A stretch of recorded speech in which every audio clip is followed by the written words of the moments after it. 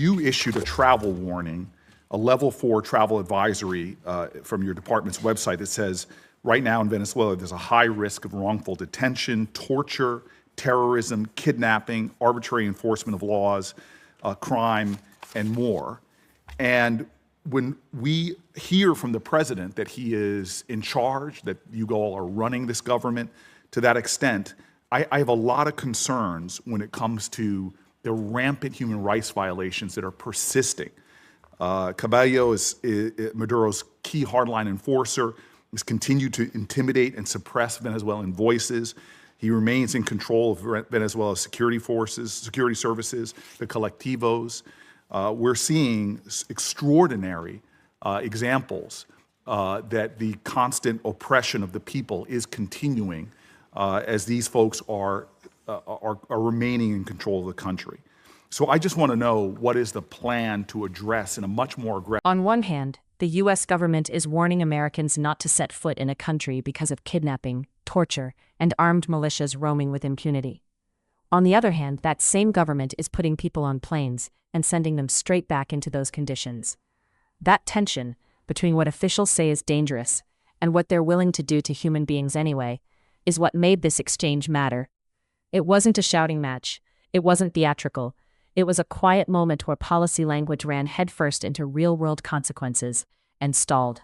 ...manner, these severe human rights violations and to try to stop these armed militias. Because if we are doing things to stabilize their government, if we're turning over resources and money to the very groups that are creating these horrors, that seems to me against America's values, and it seems to me something that is should be unacceptable to Congress on both sides. Yeah, well, absolutely. The Venezuela I described that we want to see emerge from this is one in which none of that is happening. If you think about travel advisories are us imagining worst-case scenarios. We have a duty to warn American citizens when they travel to a place that does have a history of Americans being arrested, of Americans being taken. And they may be taken by a deliberate action of a government or entity related to the regime. They may be taken by criminal gangs that control parts of that society. For example, you have these colectivos, as they're called, which basically are these armed motorcycle gangs that are allowed to act with impunity in return for their support for the Maduro regime in the past.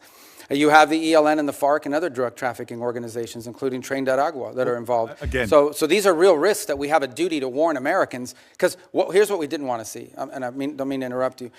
We have this announcement that Maduro's been taken. All of a sudden, people conclude, oh, he's gone, let's flood over there, let's all go over there, and we could expose people to danger. But this is the hypocrisy that I see. At the same time that you're issuing these human rights cautions about what's going on there for Americans, you have a president that's lifting temporary protected status for Venezuelans. Many of them are individuals that have lived in our country for years, if not decades.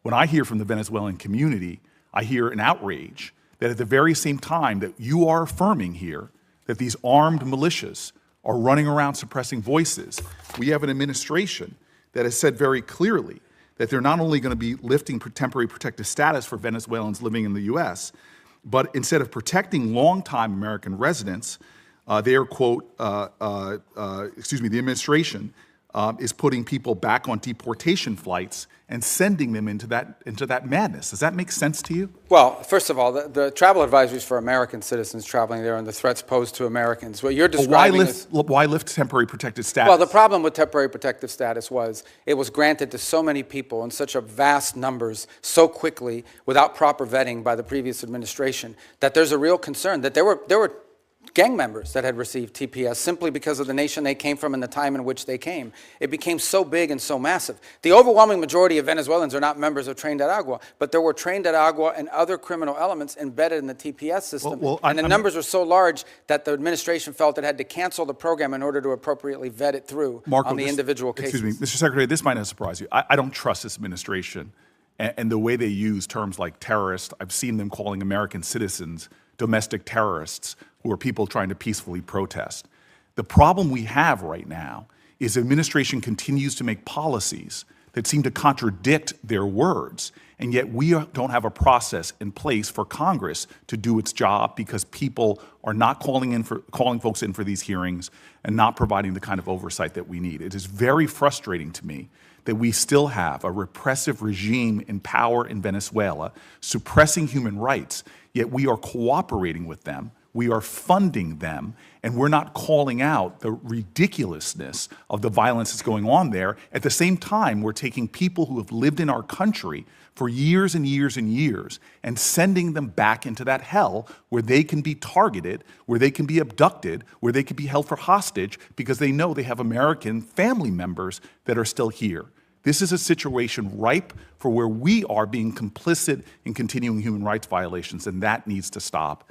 And I thank you. Just on 2 points. We're not cooperating with them to continue doing what they're doing now. We're cooperating with them to transition away from what's happening now. And as I said, we're not even 4 weeks into this thing. And if it continues to look like this in 6 months, 9 months, a year from now, if progress isn't being made, we'll have very different feelings about it. But what we're cooperating on is not the continuation of what's happening. It's a movement away from all this and transitioning ultimately to something that looks nothing like this. That's the goal. But it's been less than 4 weeks. I mean, we think we've made substantial progress in a very short period of time. But I acknowledge we want to make a lot more progress. This is not the end state that we want. This exchange wasn't about Venezuela alone. It was about how governments manage contradictions without resolving them. When danger is real, warnings are loud. When consequences land on individuals, explanations get technical. That gap between acknowledgement and responsibility is where trust erodes. And it's a reminder that policy isn't measured by intent, but by who absorbs the risk while institutions wait for progress.